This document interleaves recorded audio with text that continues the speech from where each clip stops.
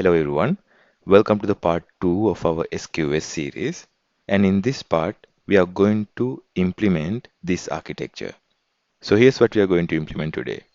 Users will request for weather data and it will be sent through an API gateway to the Lambda function, and that Lambda function will add that request to a queue and then it will immediately return. And after that, the messages in the queue will be asynchronously consumed by the Lambdas. And for this demo, we are not going to call out to an OpenWeatherMap API, but we will just log the request. In the next video, we'll actually call the OpenWeatherMap API and get real weather data and save it in a database, and later it will be accessed by the same client and view the result. So if there's any messages that cannot be processed by this Lambda, then it will be tried 2 times, this Lambda and another Lambda, and if it is still cannot be processed, then it will be sent to a dead letter queue. So that's the part we are going to implement today. And if you haven't watched the part 1, please make sure you watched it, because in the part 1 we explain the entire architecture in detail. Okay, so let's get started. So let's first create these two queues. So our regular queue and the dead letter queue. So I'll go to AWS Management Console and search for SQS, and then you can select that. Then click Create Queue. So I can either use the standard queue or the FIFO or first in first out queue. You can click Info and see the differences between these two. And here I'm going to use a standard queue. And then I'll give it a name, weather requests. And then I will add some configuration. First configuration is the visibility timeout. So what does this mean? Now if you look at the diagram, the messages in the queue will be consumed by this Lambda. So as soon as there's a message available, then SQS triggers a Lambda so that it will consume it. Now this SQS invoking Lambda process is called event source mapping. We can invoke one Lambda for each message that is available in the SQS, or we can configure SQS to invoke one Lambda for batch of messages. But here we are not going to use the batch invoking, but what we are going to configure is as soon as there's a one message available, invoke a Lambda to consume that message. Now visibility timeouts means as soon as a message is being consumed by a Lambda, that message is not visible in the queue so that another Lambda won't come and pick that message to process while it is being already processed by the previous Lambda. So here the default timeout is set to 30 seconds. So I will set to 10 seconds. Now one thing to remember here is, guys, since this message is being consumed by a Lambda, we have to make sure this value is greater than the timeout of the Lambda. Now each Lambda function, there's a certain timeout time we can define. For example, if we set our Lambda timeout to 20 seconds, then this queue visibility timeout must be greater than 20 seconds, because our Lambdas will process the request until 20 seconds in the worst case. So if we set our visibility timeout of the SQS to a lower value, then that message will appear in the queue again while that Lambda is being processed. So we should avoid that to prevent any unexpected behaviors. Then we have delivery delay. That means when you are adding a message to the queue, do you want to introduce any delays? So here I don't want to introduce any delays. Then we have receive message wait time. Again, I will set it to 0. You can see more information about that here. And then we have message retention period. How long do we want to store this message in the SQS? The default value is 4 days. You can set it up to 15 days. So I will leave it as 4 days. So that means I can add messages to the queue, and those messages will be persisted in the queue for 4 days if they are not being consumed by the lambdas. Then we have to set the maximum message size. So the maximum size we can define is 256 kilobyte. I'll set that. Access policy, I'll set it to basic. And then I can set up the dead letter queue, which is this queue. Now dead letter queue is nothing but another queue. So at the moment I have not created another queue, so I will leave this disabled for now, and then I will create this queue. Great. Now our weather request queue is created. Now let's go ahead and create the second queue, which is our DL queue. So I will go back to the SQS homepage, and then I'll click create queue again. And make sure guys, if your main queue is a standard queue, the DL queue must also be a standard queue. So this time I will call it weather request DL queue. Visibility timeout again I will set to 10 seconds. I will leave other things default. We are not going to set up a DL queue for the DL queue really. So we'll leave this as disabled anyways, and I'll create the queue. Now if I go to the queue section and do a refresh, I should see both the queues. Then I will go to main queue and I'll link the DL queue. So I'll click edit, scroll down to the DL queue section, dead letter queue, select enable. Now I can choose the queue, and here it is, whether request DL queue. I'll select that. Then we have to set up another value. Now this is a very important value. This is called maximum receives. So what does this mean? Now if I click the info section here, you should find the explanation for maximum receive value. Now what that essentially means is when there's a message available in our original queue, it will be consumed by a lambda. And for some reason, it couldn't be processed, and then it will be sent back to the queue. Then another lambda will be invoked and try to consume the same message. But the message content is the exact same, so it is going to fail again. So because of that, it will be returned back to the queue. Now that message has been returned to the queue for 2 times because it couldn't be processed by the lambda. So that is the message receive count. So we can set up a maximum receive count. So for example, if we say 2 is the maximum receive count, the second time the message is sent back to the queue because it couldn't be processed, then it will be sent to the dead letter queue. So I'll come here and in the DLQ section, I will set the maximum receive count to 2. So after 2 retries, it will be added to the DLQ. Then I'll go ahead and save it. Alright. Now we have created both these queues and set up this DLQ link. Next, we need to configure a Lambda function to put messages into the queue, or we call it enqueue, and also another Lambda function that consumes these messages from the queue. And we will configure these Lambda functions and also the API gateway using the serverless framework. Alright guys, so the code associated with this tutorial can be found in this particular GitHub repository. So this is the link, I'll share it in the description.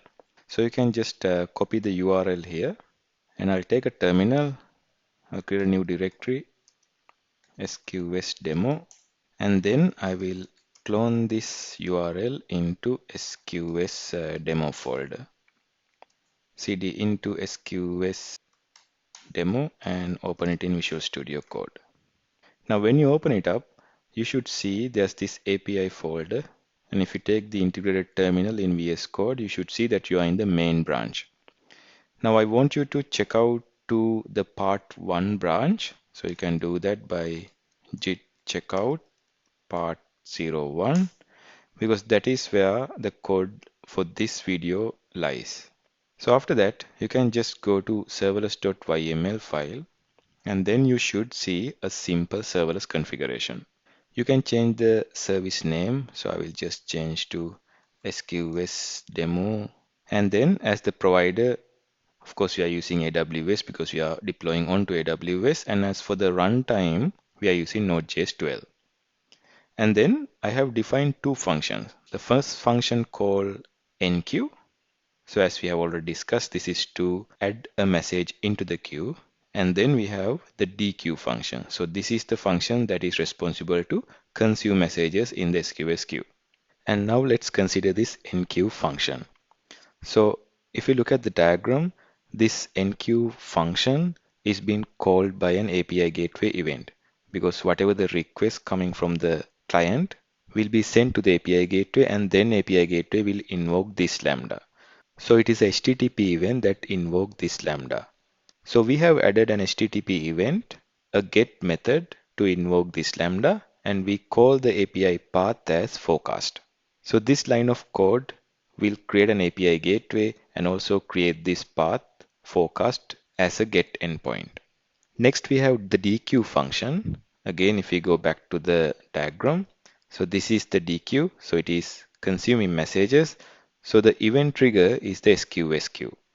So that's why under the events array, we added SQS as that event trigger.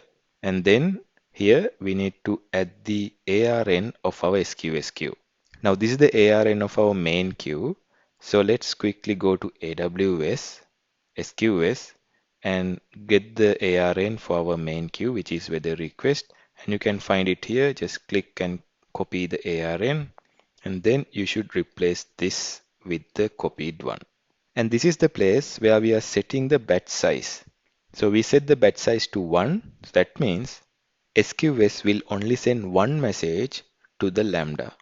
Now, if you want to send more than one messages, you can increase this value here. Next, we need to configure some permissions. That's why I have added the IAM role statements here. So we need to allow our lambdas to send messages, particularly for enqueue lambda. And also for dequeue lambda, we need to have the permission to receive messages, delete messages, and also get queue attributes. And we are allowing all these actions to our main queue. So instead of this given ARN, you need to replace it with the correct ARN. Now let's look at the code associated with these two functions. For enqueue, the code lies in handler.enqueue, and for dequeue, it lies in handler.dequeue. So we have exported these two functions, so you can have a look at it if you go to handler.js file. So this is the exported dequeue function, this is the exported enqueue function. Let's first look at the enqueue function. So these handler functions, we get the event as an parameter. So in the event parameter, we can access the query string parameters. Now my idea is to send the city name as a query string, and then I will add that as a message into my queue. So at line 29, you can see that I am using SQS SDK to send message, and I'm sending the parameters. So this is the parameter constant, and it contains the message body, which is the query string parameter, and then the queue URL. Now I have to replace this one with the correct queue URL. So let's go to SQS again, and the weather request queue. You can see the URL here. Just copy that and replace it here. And on top of the file, as you guys can see, I have imported AWS SDK. I'm not just importing the AWS SDK as a whole because that would be really big. So instead what I'm doing is I will access clients and I will access the SQS clients. Then I will new up a new SQS object or an instance, and in this instance I will just access SQS.sendMessage method. And I will chain dot promise at the end so I can await this message, and make sure you have added async here as well, otherwise you can't await. And the result then will be sent to the front end. And if there's any errors that will land into the catch block, then we are just sending the request fail with status code 500. So with that, we have configured this part. So the request will be forwarded to the enqueue lambda function, and it will add it to the queue, and then it will return immediately. Next, let's look at the code for dequeue.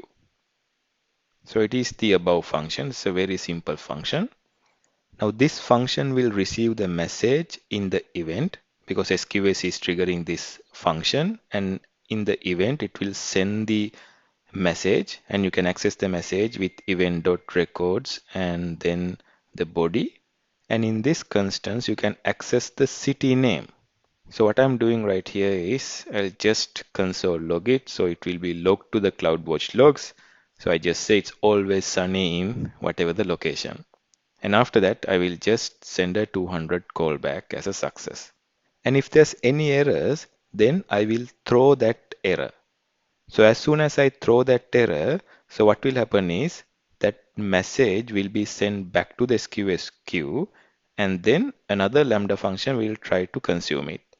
And again, if there's the same error, then it will send back to the SQS queue. And if you can remember, we set the maximum receive count to 2, and then it will be sent to the dead letter queue. Now let's deploy this code and test it out. Okay, so let's open up an integrated terminal, and then make sure that you are inside the API folder. If not, cd into the API folder. And after that, I will use serverless CLI to deploy this to AWS. You can use SLS or serverless command and SLS deploy to deploy it. So you can see it starts packaging the service, and then it's creating the CloudFormation stack, and after that it will be deployed to the AWS. Alright, so our backend is now deployed and it has given me the API gateway endpoint, so I can make a request to get the weather data. So let me command click this one, and I'll just copy this URL and come to a browser and paste that in.